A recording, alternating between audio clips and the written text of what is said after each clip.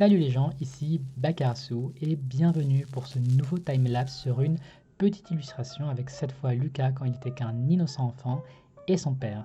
C'est l'occasion d'en apprendre un peu plus sur le passé de ces deux personnages. Lucas est un jeune homme dont les talents sont reconnus en art et en peinture. Mais en fait, d'où ça vient ça? Est-ce que genre c'est comme ça? Est-ce que c'est tombé du ciel en mode facilité scénaristique pour donner un côté cool à un personnage sans justification? Eh ben non. Et justement, je vous en parlais un peu dans ce timelapse. En fait, depuis tout petit, Lucas est plongé dans l'art. Il a toujours vécu entouré de couleurs, de peintures. L'air a toujours eu l'odeur d'essence de térébenthine. Bref, il a toujours vécu dans une atmosphère d'atelier super dynamique, quoi.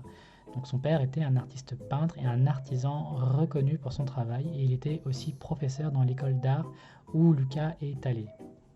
Et bien souvent, les enfants, quand ils sont encore petits, ils cherchent un peu à imiter ce que font leurs parents. C'est donc naturellement que Lucas s'est mis lui aussi à la peinture. Au début, il jouait avec les pinceaux de son père, il peignait des trucs de son côté, il expérimentait des choses avec la couleur, la matière, les outils. En gros, il essayait vraiment d'imiter ce que faisait son père au travail, quoi.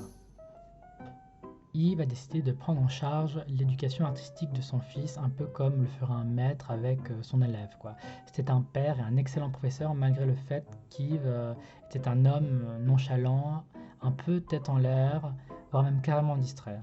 Et malgré tout, très vite, Lucas s'est révélé hyper doué pour son âge.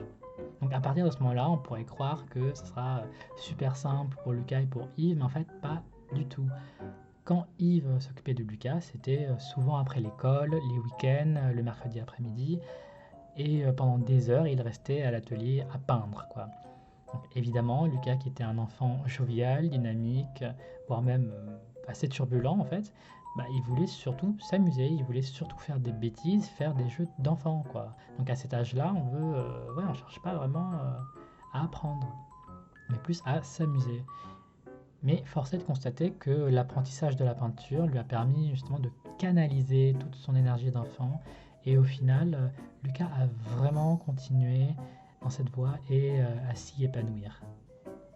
Donc de ses 4 à 16 ans jusqu'à la mort de son père, Lucas a été son élève et a appris avec lui la peinture et d'autres techniques comme la fresque à l'enduit, le dessin, la gravure, les enduits et la peinture décorative.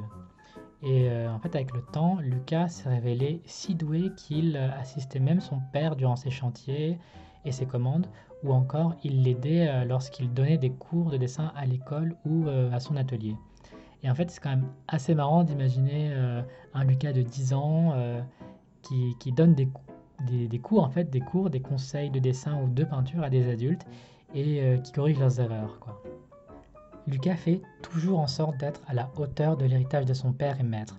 Mais d'un certain côté, il n'a jamais pu tuer le père, comme on dit en psychanalyse, c'est-à-dire sortir de son influence, s'affranchir de lui pour devenir lui-même, pour se développer.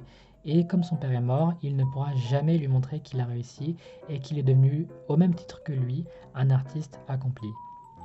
Mais d'un côté, il veut pas non plus, car en fait, il a tellement d'estime pour son père qu'il a tendance à complexer et à dévaloriser son travail, quand bien même, en fait, il n'aurait rien à envier à son père, que ce soit au niveau du talent ou au niveau de la technique. Les vieux amis de son père trouvent que Lucas lui ressemble en tout point, que ce soit physiquement, avec sa chevelure châtain clair et ses yeux gris-bleu, ou encore dans son amour infini pour l'art. Après tout, ne dit-on pas tel père tel fils?